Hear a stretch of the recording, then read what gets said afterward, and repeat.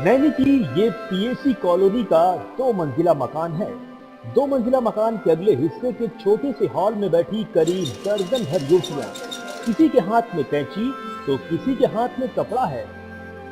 थोड़ा डांट और थोड़ा दुलार, बीच बीच में हंसी ठिठोली, हल्के फुल्के माहौल में हुनर निखारने का ये काम नैनी की पीएसी कॉलोनी में इसकी करता धरता है पद्मा मौर्य।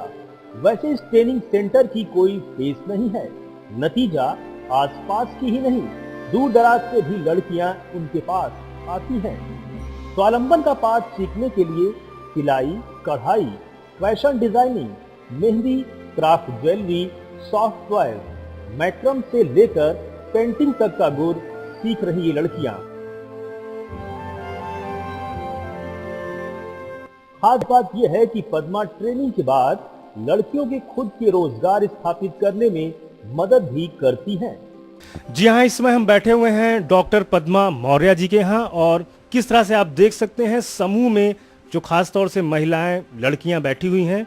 पद्मा मौर्य जी का उद्देश्य है कि लड़कियां अपने पैरों पर खड़ी हों और आत्मनिर्भर बने, खास तौर से तब जब शादी होती है और शादी के बाद कभी कभी पति नहीं कमाता है। उस दौरान महिलाएं अगर उनके पास कुछ गुर होगा उसके माध्यम से वो कुछ अर्निंग करेंगी और आय के स्रोत बनेंगे। तो हम खास तौर से बात करेंगे डॉक्टर पद्मा मौर्य जी से और किस तरह से वो बताएंगी कि कैसे लड़कियों को प्रशिक्षण देती हैं, साथ में निःशुल्क कार्यशाला भी इनकी चलती है और उसके बाद जो पैसा अर्निंग होता है प्रदर्शनियों के दौरान जो परिधान या जो भी बनाया जाता है उससे उनकी आर्थिक मदद होती है। तो हम बात करते हैं डॉक्टर पद्मा मौर्य जी से। बताइए कैसे आप मतलब बच्चों को, लड़कियों को, महिलाओं को जो प्रशिक्षण देती हैं, उद्देश्य आपका क्या है, आप क्या चाहती हैं मतलब इसके अलावा कि ये जो समाज सेवा है।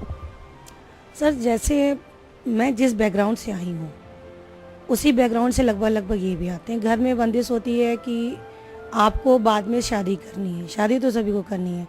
इसके साथ साथ ये होता है कि किसी किसी घर में पैसे की कमी होती है, वो बच्चे को खिलाएं पिलाएं, नॉर्मल स्टडी कराएं कि आपको इस टाइप की चीज़ें कराएं। मूल रूप से बनारस की रहने वाली पद्मा बताती हैं कि शादी के पहले स्वावलंबन की जो इच्छा उनकी पूरी होने से रह गई थी उसी को अपना मकसद बना लिया। पद्मा बताती हैं कि यदि नारी स्वावलंबी है तो काफी कुछ समस्या अपने आप हल हो जाती है। सो निकल पड़ी ऐसी महिलाओं के सपने पूरे करने के सफर पर जो आर्थिक अभाव के कारण केवल चूल्हे चौके तक सीमित रह गई हैं। मेरे घर में भी यही बंदिश थी, पैसे कम है, आप अपनी पहले पढ़ाई कर लो, जहाँ शादी होगी उसका जो चाहे वो करना। तो फिर मैंने यही सोचा, प्लानिंग चेंज की, चलो ठीक है जितनी डिग्रियां हासिल करनी कर लेती हूँ।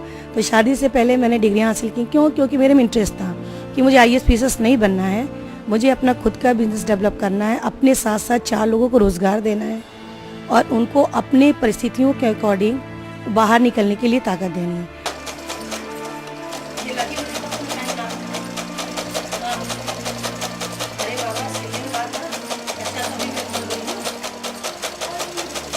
जी, उन्होंने बहुत सहयोग दिया। पहले तो बताने से झिझकते थे कि मतलब मैम क्या समझेंगी क्या नहीं समझेंगी, लेकिन जब बताया तो बहुत अच्छी तरीके से। ससुराल आने के बाद इस काम में पति संजय मौर्य का साथ और प्रोत्साहन मिला। वे पेशे से एक्यूप्रेशर चिकित्सक हैं। वो कह लीजिए कि 90% वो करते हैं, 10% मैं करती हूँ। क्योंकि मैं डिग्रियां करके तो मैं आई थी, लेकिन मुझे ये असमंजस में था मैं करूँगी कि नहीं करूँगी। उन्होंने बोला कि नहीं तुम कर सकती हो और हर पल साथ उन्होंने दिया। 5 वर्ष पहले उन्होंने बुद्ध कला ट्रेनिंग सेंटर की स्थापना की। इसका उद्देश्य समाज के कम पढ़े लिखे व गरीब वर्ग की महिलाओं, बच्चियों को सही राह दिखाना व उन्हें उचित मुकाम दिलाना था। संस्था द्वारा शहर के बाहर भी वर्कशॉप का आयोजन किया जाता है। इससे समय समय पर संस्था के प्रतिभागी भी साथ में हिस्सा लेते हैं।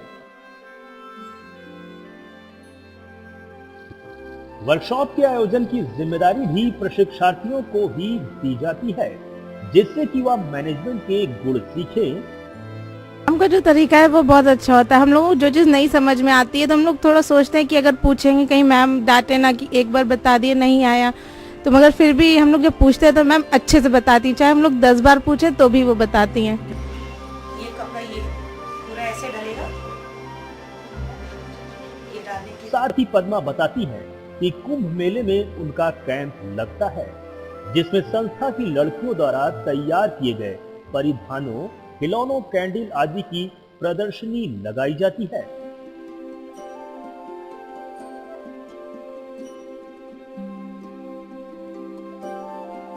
बच्चों को उनके पैरों पर खड़ा करना है, खासकर क्योंकि वही समस्या, अगर पैरों पर खड़ा नहीं होंगे, आज अगर वो खुद नहीं पढ़े लिखे होंगे तो अगला अपने फ्यूचर कैसे बनाएंगे सर? क्योंकि हर जगह बंदिश है, शादी से पहले वो पिता पर निर्भर है, बाद में हस्बैंड पर निर्भर होंगी।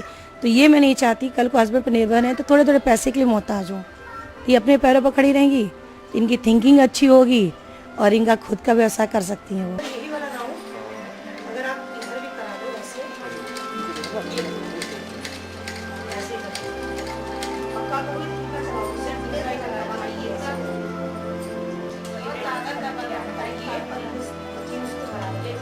आप देख सकते हैं कि किस तरह से समाज सेवा की लोग कस्में खाते हैं और इस पे चलने का प्रयास करते हैं। खास तौर से डॉक्टर पद्मा मौर्य जी इसकी कोशिश भरसक कर रही हैं और उनका यही प्रयास है कि लड़कियां खास तौर से अपने पैरों पर खड़ी हों और आत्मनिर्भर बने और समाज को एक नई दिशा दें।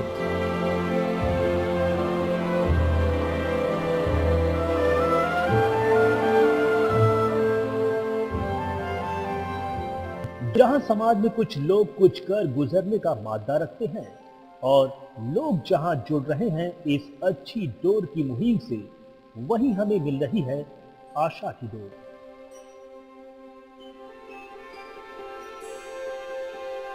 आशा की डोर के लिए इलाहाबाद से टीम समाचार 365.com